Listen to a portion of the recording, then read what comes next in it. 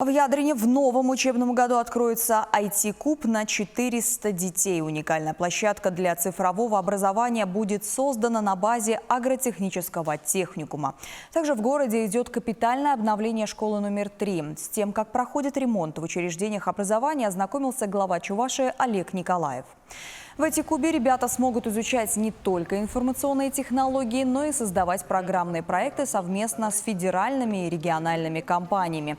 С детьми будут работать 20 специалистов. Здесь также оборудуют зоны коворкинга и шахматную гостиную. Вместо всего в центре смогут заниматься более 400 детей от 6 до 18 лет. Обучение бесплатное, а вот ученикам школы номер 3 ближайшие полгода придется посещать соседние учебные заведения – гимназию 1 и начальную школу Ядрина. Капитальный ремонт здесь начался месяц назад, хотя здание не такое уж и старое, 1998 года, но успело обветшать. Мы видим, что помимо нашей республиканской программы по капитальному ремонту школ, которые имеют износ более 50%, здесь идет и обновление спортивного зала. Это федеральная программа.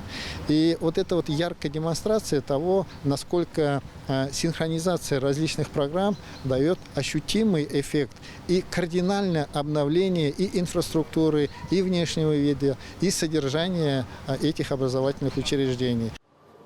На реконструкцию школы в рамках республиканской программы по капремонту образовательных учреждений, имеющих более 50% износа, выделено 62 миллиона рублей. В результате здесь обновят столовую, актовый зал, полностью заменит кровлю и фасад.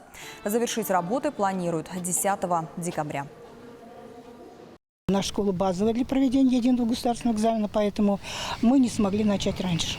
Экзамен последний был 24 июня. Какие еще виды работ запланированы? Это замена водоснабжения, водопровода, значит, канализации в обязательном порядке. Затем замена линолеума, будет покраска стен.